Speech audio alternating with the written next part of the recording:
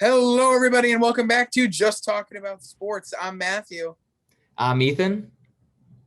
And I'm Michael. And Ethan, what are we going to be doing today, good sir? Just talking about sports. Yes, sir. We are at week 14. And ladies and gentlemen, this is the final AP poll without a conference tournament getting underway. The final conference tournament schedules have been announced. Stay tuned. Within the next coming days, we will have that posted for you. But today, it's all about the top 25. We bring you the best teams in college basketball and the teams to watch towards the bottom. Who had a good week? Who struggled? You'll find out here. Without further ado, let's get going. At number one, we've got Gonzaga Bulldogs. I mean, they're 22-0. They haven't lost a game, and they've been perfectly priceless since the beginning of it all. So Gonzaga remains at the top. Baylor, 17-0. Got a couple of games rescheduled now. They have a busy week coming up with a loaded schedule. They play West Virginia on Thursday. They play Iowa State tonight. We are recording on a Tuesday, a little behind. Don't worry about it. And then they play Kansas on Saturday in prime time on ESPN. So two tough games for Baylor coming up. We'll see how they hold on to that. Michigan just got a big win this weekend. They sit at number 3. They beat Ohio State in a big game in the Big Ten, which further separates them from everybody else in that conference. Ohio State stays at number 4, though. They've lost a close, tough game. They do not move down, and Illinois remains at number 5. So the top 5 totally unchanged by this week. And you'll notice the theme as we keep going here. It was not a very active week in college basketball. So let's get to number 6, and let's talk about, and we'll stop for the first time, let's talk about the Alabama Crimson Tide. We got the SEC covering from my end today. I'll be bringing down the SEC. We've talked about Tennessee and Missouri. Not a lot of love shown to Alabama and Arkansas, so that's my responsibility to bring that to you. So let's start with Alabama. Jaden Shackelford in the past 15 days has been excellent for Alabama. He's been a big piece of their offense, and they continue to run things through him at the point guard position. Rebounds and assists, both led by Herbert Jones of Alabama. He's starting to be a player to watch in the SEC. But the storyline is now against Arkansas on February 24th, which is Wednesday. And this is the big story. Who is the best team in the SEC? Because we're pretty sure we've weaseled it down to these two teams. Alabama's got a much better resume and has overall played a lot better. Their offense is electric. They put up 100+ twice. Arkansas has been the team on the rise in recent weeks. They've won 4 consecutive games and have a big resume in the past 3 weeks of confident and convincing victories over big-time teams. Arkansas is on fire, but so is Alabama. I'll bring on the Arkansas side a little bit later, but Alabama will head into this tournament as one of the favorites to win it all because of the experience and overall the electric offense they can bring on a nightly basis. They also are very efficient on defense, a very quality team that can do everything to beat you. And that's why Alabama is so dangerous. And they may be the 6th seed, but they're playing like a top 4 team in college basketball. Yeah, I mean, for me, I just enjoy constantly watching this team because when a team could go out and score 115 points in 40 minutes of basketball, that is a fun team to watch. And when they have players like Shackelford, like Shackelford, they have John Petty Jr., they have all these guys. They have 4 guys averaging double-digit points per game. And when you got these guys going out and scoring that much, you're going to be a fun team to watch, and you're going to be an electric team for teams to handle. And they what is excluding that one loss to Mizzou, which I called a fluke. This team has been pretty darn well. Like they've done very, very well and haven't really lost. Also the Oklahoma game, but that was the SEC Big 12 matchup. But ignoring those 2 losses, this team has been unbelievable. They are 13-1 now in the SEC, and I don't see them stopping anytime soon. As much as I love Arkansas, which we'll get into a little bit later, I think Alabama's got it by a landslide. Yeah, I agree completely. This Alabama team is really good. They usually shoot the ball really well, but even in a game against Vandy where they didn't, Vandy shot it like 40+% and Alabama was near 25%. Bama still won that game. I mean, it wasn't pretty. Being that close to a team like Vanderbilt isn't pretty, but they got the job done. They're one of the best defenses in the country. I don't think that gets talked about enough. Ken Palm has them 2nd adjusted defensive efficiency. And offensively, I mean, they're palms away. If they're hitting their shots, you can't beat them. They have the best defense in the SEC, and they have the 2nd best offense. I think far and away they're the best team in the league. I don't think it's Alabama, yeah, Alabama has inconsistency shooting the ball. You just brought it up against Vandy. They shot 26% from three, only 42% from the field. If Alabama can keep the consistency issues under the rug, they'll be fine. But the SEC in general has just had issues staying consistent. So we'll see what happens. Moving on, we got number 7. This is Oklahoma. Funny, we just talked about them. Oklahoma's in an interesting spot. They really wanted that rescheduled game against Baylor, their prove it game. That game will not be rescheduled in the Big 12, so they do not get that on their resume. They'll get K-State and Oklahoma State to finish the year. They get back to back against Oklahoma State Saturday, February 27th, and then on the Monday following, then Kansas State, which is just a disaster. Nobody wants to talk about them. Villanova sits at number 8. The Big East is a mess. You two are both going to a college campus in which you know the firsthand experience, and we'll talk about it a little later with Creighton. But Villanova, they're playing all right, but honestly, disappointing this year. Iowa's at number 9 with 6 losses. They're starting to pick things back up though. 4 straight victories. Wisconsin, if you want to count that as an impressive one. Rutgers killed Michigan State in Michigan State, and then it wasn't pretty against Penn State, but a win is a win. But the big story, they get 2 games this week against top 5 opponents, Michigan and Ohio State. If they can win just one of them, it's a good victory. They do not want to lose both. It would be a tough way to finish this out. But their schedule is brutal in the Big Ten to finish. Then we'll stop at number 10, West Virginia Mountaineers. This team is starting to figure things out, Michael. Oh, yeah. I mean, when they lost Oscar Tshiebwe, you thought they'd fall off. Absolutely not. One of my favorite players in college basketball right now, Deuce McBride. Great nickname. Miles McBride's his real name, if you really want to know. He's a bucket. He is a walking bucket. He's a guard sophomore from Ohio, so just around near where I'm staying right now. I mean, he is so fun to watch. He can score in so many ways. He's shooting 44% from 3 this year, which is ridiculous, especially for a guy who wasn't really known as a shooter coming out in last season either. He's improved so much from that end. He can create shots. He just does all the little – he's so fun to watch. I mean, I love watching this team. They're a ton of fun. Usually when you think of West Virginia, it's defense, defense, defense. This year, they can score the ball really well. KenPom has them 9th in adjusted offensive efficiency. That's really good. That's second best in the Big 12, excuse me, to Baylor, who is just awesome. But, I mean, this team can score the ball. They're really fun to watch. Derek Culver inside. He's averaging 15 and 10. Anybody averaging a double-double is impressive. And they got 4 guys in double digits. I mean, that's pretty good. This team is really fun to watch. I love watching West Virginia play. And Deuce McBride's my guy. I love him. West Virginia is extremely dangerous for one reason and one reason only: their ability to pull. They're not one reason and one reason only, but to me, their big reason this season is they're able to score buckets. You just brought it up: 4 players averaging 10 points. You got Taz Sherman, Deuce McBride, Derek Culver, and McNeil, Sean McNeil. Thank you. Yep.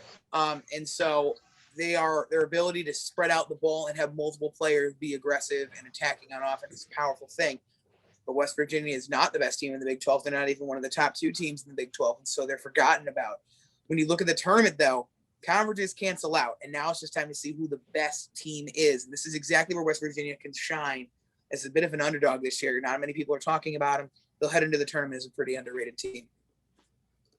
Yeah, I mean, like you said, they're a forgotten team, and they've been in the top 25 rankings for a very long time. They have not fallen out. They've just been kind of teeter-tottering between like the 15 and 10. They haven't really found their really good spot to be in, but now that they're picking up stride right towards the end of the season, they're picking it up at the right time. And another stat that you guys have been talking about is rebounds. This team has been unbelievable in rebounding. I mean, Derek Culver's averaging double digits in rebounding. He's got 10.1 rebounds per game, along with Oscar Tshiebwe. If I butchered that name, which I probably did, he's also got 7.8 rebounds. So when you got guys going out and just basically controlling the paint, that is huge for being able to score that many points per game. And I think that's really helped West Virginia this year. And that's why they were able to that's why they've been able to make such an increase and a jump in the offensive efficiency this year. And I think with these Mountaineers, I mean, they're the forgotten team, and let them keep being forgotten, because then they'll be a sleeper pick in our March Madness in a few weeks. Exactly. All right, let's move on then, but not for long. Florida State had a huge week. And we don't have, I don't believe anybody is covering this one, so we'll briefly get through it. Florida State just had a big win over Virginia. And that's a confidence builder. Pittsburgh, another program that's given problems to the ACC this year. They got through them pretty easily. Miami is not an issue. North Carolina probably won't be an issue. Boston College, Notre Dame, likely not issues. I think Florida State now walks into the ACC as the kings of the room. So that's a big one for them. And then we'll stop right again at number 12 with Houston. This is my team, my squad, but I'm not going to cover it because I don't want to talk about it. So let's let Ethan do it. What's your thoughts? There's a reason why he doesn't want to talk about it right now. It's because they unfortunately dropped a game they should not have dropped against Wichita State. I believe last week they lost, pulling up the score. They lost 68-63 earlier in the week against Wichita State. That game was at Wichita State, and it was screaming basically a screaming upset the way that Houston was going out and playing, as they were only able to put up 63 points, and Wichita State was able to run away with it. But Wichita State is a team nobody's really talking about, as they are now the leaders of the American. They are 9-2 and now jump ahead of number 12 Houston, which I think is the biggest reason why they fell so far this week, is because they are no longer the top dogs in their division. And despite all this, I think Houston should be all right, because obviously they felt fired up. And I know a lot of people are saying that they really wanted to be at that practice the next day after the Wichita State game, because they went out and showed that they were still fired up despite the loss against Wichita State. They just needed to be woken up. And oh boy, were they woken up against Cincinnati, because they went up and pretty much just almost won by 30 against them. So I think this Houston team is going to be able to bounce back. They were able to get a good game scheduled on the rest of their schedule. They play Western Kentucky 25th, which is Thursday. So that is going to be a huge game for them, because if they win that game, that'll be a statement win for them, and they'll be able to try and bounce back up into the top 10 again.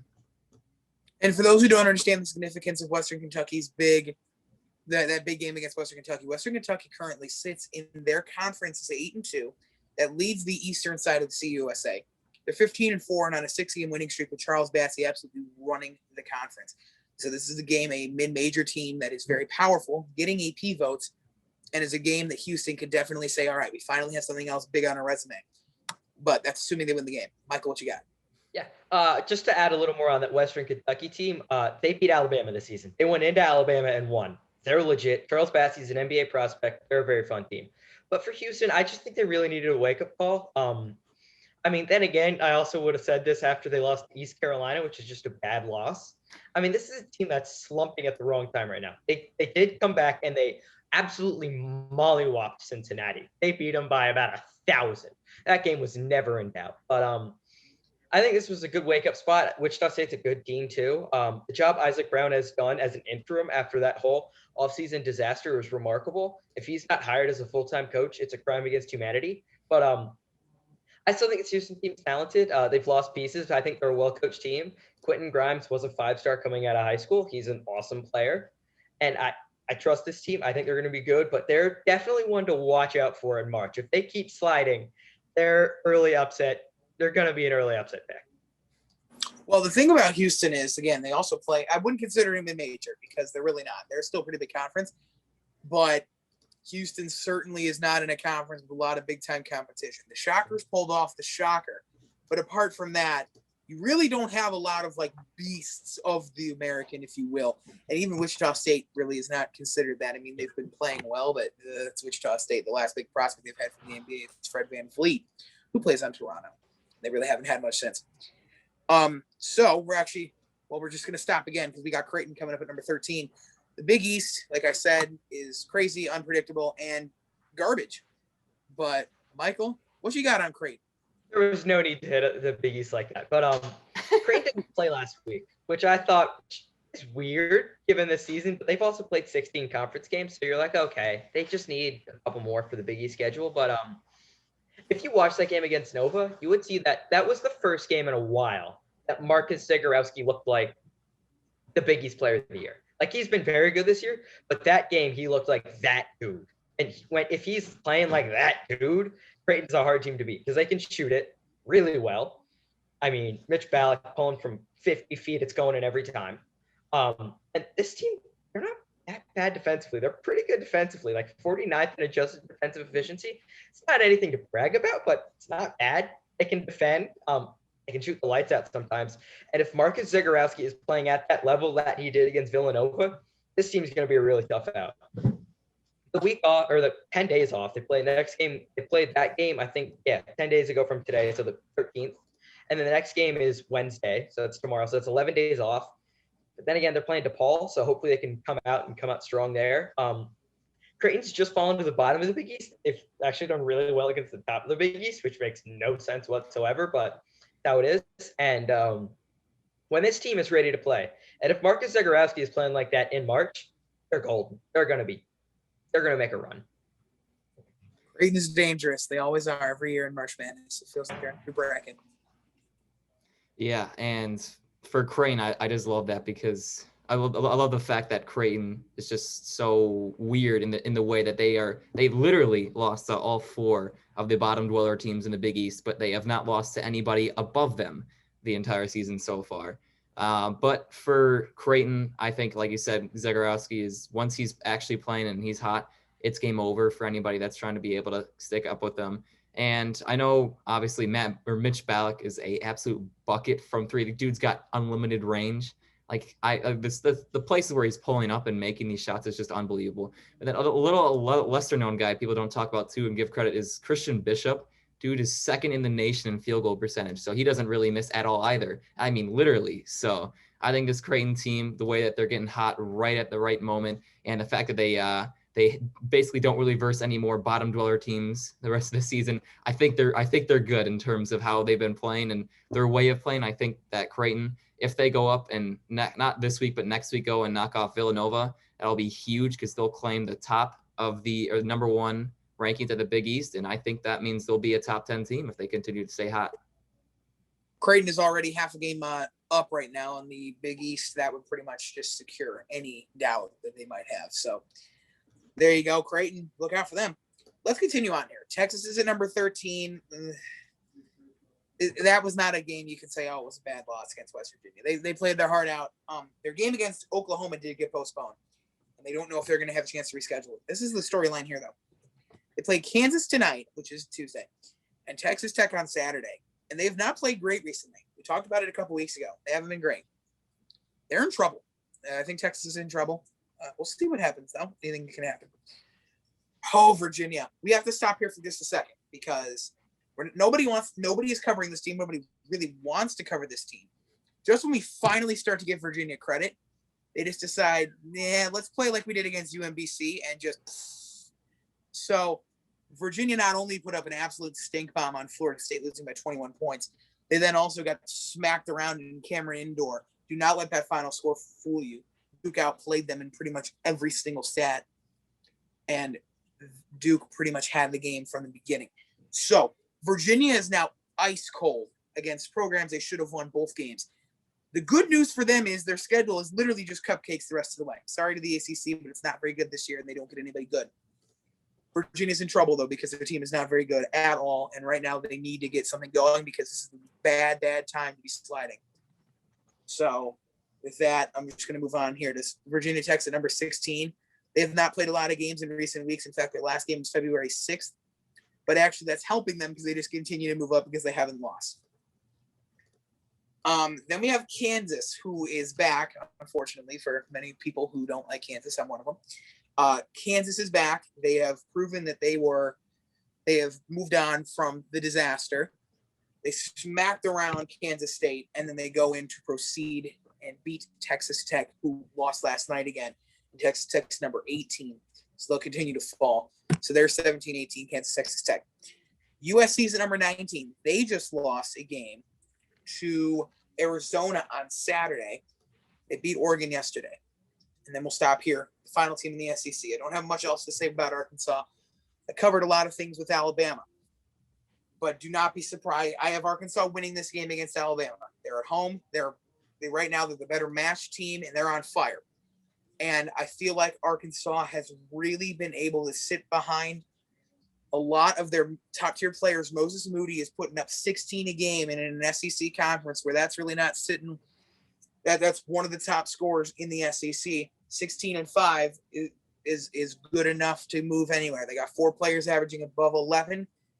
They got Sills averaging 9.6. So you pretty much have 5 players averaging 10 points. Arkansas is a very balanced team, and it's hard to say, okay, this is the one guy we have to worry about. No, you got to worry about everybody on the court with Arkansas. That's what makes them dangerous. And so I think Arkansas beats Alabama this weekend, and they are a real contender to be a threat in the SEC this season. Yeah, for this team, I've always kind of like the more that they've began to get better and better, the more they've dawned on me. I mean, they have literally players of all shapes and sizes. They got a guy, Connor Vanover, 7'3", I'm pretty sure. Dude is a tower when people are trying to play, and they can just go throw him out, kind of like a Taco Fall. This team is kind of reminding me of a USC team, or UCF, sorry, where they didn't really have one main player, but they had players of all shapes and sizes.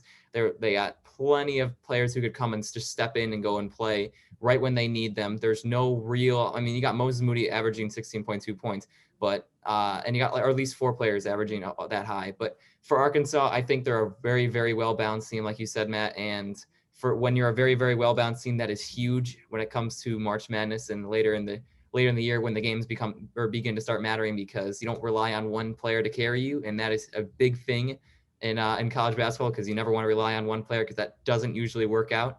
And I think this Arkansas team, as much as they're not Alabama level just yet, but we'll see exactly who they are this week. Yeah, Arkansas's got that mix of they don't really rely on a guy, but like Moses Moody also can get a bucket late in the game if you need it. It's a very good mix. I've been all aboard the Must Bus for years, so him at Arkansas, he's doing well. He's got the transfers in there: JD Note, Justin Smith, Jalen Tate, Desi Sills, Connor Vanover. 5 of their top 6 guys, scorers, I should say, all transfers. So he's done that well. And I think the guy you got to look at for them, the key to their team is Justin Smith. The IU transfer, he's only averaging 12 and 6, which it's still pretty good, but like not elite. But Arkansas is 16-2 when he plays. I mean, they're 16-2 when he plays, and they are not very good without him. I think that's the key. Their only 2 losses are one game where they just got killed by Alabama, and then a small loss at Oklahoma State. Oklahoma State's not an easy place to play. Going into Cade Cunningham's house, I mean, it's not easy, but being 16-2, I think they are 17-5 on the record. If someone can correct me on that, that'd be nice, which means they would be 1-3 with that Justin Smith. Yeah, there you go. They're 1-3 with Adam. They're 16-2 with him. I think that's a big difference. And if they were 16-2 right now, looking in the rankings, you'd probably have them top 10. I think this team's really good. I don't know if they are top 10, but I think they're a really talented team, and they're fun to watch also. I would like to point out the teams that Arkansas has lost to: Missouri, Tennessee, Alabama, LSU, Oklahoma State. Like, 2 of those games are against top 25 teams. One of them is going to be on a future top 25 team. Oklahoma State's getting in this upcoming week. LSU is a very big program in the SEC. Like, they can't do anything. 3 of the teams are in the top 25. And then you got LSU and Oklahoma State. So Arkansas is they've lost the tough games, kept them close though, and they've won everything else. Arkansas is dangerous. So let's head quickly to number 21.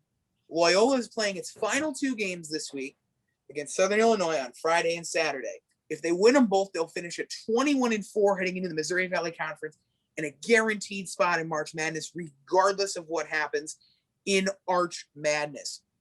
But while I'm here, let's just quickly discuss the team they're tied with, which is Drake at 23-2. They need to win the remainder of their games in the Missouri Valley, and they need to make a push in the conference tournament to secure their spot. And then we'll stop here for the final time. The Aztecs are at 22. San Diego State will finally get their shot in March Madness, and that is pretty much guaranteed now after the week they just had, Ethan. Yeah, San Diego State has been red hot. If you exclude the sweep against Utah State, this team has been one of the top teams in the Mountain West, and we'll see who really legit is the top team in the Mountain West this week as this conference begins to come to a close, and the San Diego State's versus Boise State's of the top 2 teams. But I am just happy to finally see them getting the credit that they deserve. Players like Matt Mitchell and Jordan Shackle. There you go. Thank you. I actually said that right. But players like them, they have been huge for this team. The loss of Malachi Flynn, or Malachi Flynn, however you want to say that, does prove to, I mean, it hurt them, but they are still in the top 25 and they're still playing very, very well. So it shows that they didn't really need, like, the team wasn't just Malachi Flynn, and they had more to prove. And that's why I'm really excited to see what this team has in store. It's going to be a test this week against Boise State, who is the leaders. But I think the way that the San Diego State team has been playing, I think they've got it in the bag. And I mean, I'd be surprised if Boise State wins, but for San Diego State, they need these next 2 wins. And if they do knock off Boise State back to back, they could be zooming up in the rankings. I hope you're right, because San Diego State really needs that chance. They're nowhere near the same team they were last year. Let's make that clear. They're not. We wish they were. At least I do. They're not. 17-4. They've won 8 straight games. They're a game and a half behind Boise State. They're going to enter the Mountain West Conference as the 2 seed. Can we make that clear first? They will enter the Mountain West Conference as a 2 seed, but don't let that stat fool you. Well, actually, unless San Diego State sweeps Boise State, but I'm going to be honest with you, I don't see that happening. Otherwise, Boise State will have number 1 heading into the Mountain West Conference tourney. So San Diego State really would like to win this conference so they can ensure they make March Madness, because if they either A, get swept by Boise State or lose one of 2 and then go out early in Mountain West, I hate to say a team in the top 25 hasn't punched their ticket, but in that case, they wouldn't have, and they'd be sitting on a position of, I know I just said a couple of seconds ago, they're pretty much locked in. That's assuming they don't completely choke, though. And we know how good San Diego State can be if at full strength and if they play at 100%. We just don't know those factors to be true yet. Yeah, San Diego State's a team that I don't think they're a lock either. I think they've split with Boise State if I had to guess, but they don't have a quad win right now. And that's the thing you're going to get looked at in March is, all right, who have you beaten? Your best win is a home win to UCLA, and while they killed them on the opening day of the season, they dominated them. That's not a quad win right now. It's quad 2. They could very much use one of these games against Boise State. I think they're good enough to take one. And in that series against Utah State, game 1, it was basically over. Like, they were still like kind of in it, but like not really. And then Matt Mitchell got hurt. It looked bad. He's back, thankfully. But he didn't play in that second game. They lost that one too. So I think you got to look at that a little bit. But other than that, I mean, this is a really good team. Plain and simple. They're fun to watch. They play good defense. It's fun to watch like 10 times, but I think that shows you I enjoy the sport. They play good defense. Matt Mitchell is capable of just dominating and taking over games. He's a big body, but he's got a jump shot. It's a good team. I hope they take one of these 2, and I think they're in right now, but they have definitely not locked the ticket in, as Matt said. For the record, for those who want to know, quad 1 and quad 2, the big difference is quad 2 is they're good teams, but they're not like the top teams in the country. Quad 1 victories those are the wins that you have against the top teams in the nation. So that's exactly what those mean, and that's a big point in criteria for picking teams for March Madness that are right on that bubble line. So I just wanted to clarify that point. We're just going to zoom through this. Wisconsin, Missouri, Tennessee, 23, 24, 25. They've all lost games. They're all overrated, and they all sit at the bottom of the top 25. If they lose one more game, that's it. That's the final straw, and they're going to sit out of these rankings. So that's it. We're trying to keep this a little shorter because I know we're already going fast. We want to say thank you. We will be covering plenty of the conferences coming up, the mid-majors like the America East, and plenty more coming in the next coming days. We cannot wait to bring this to you. Until then, we will be here just talking about sports, and everybody have a great day and great week.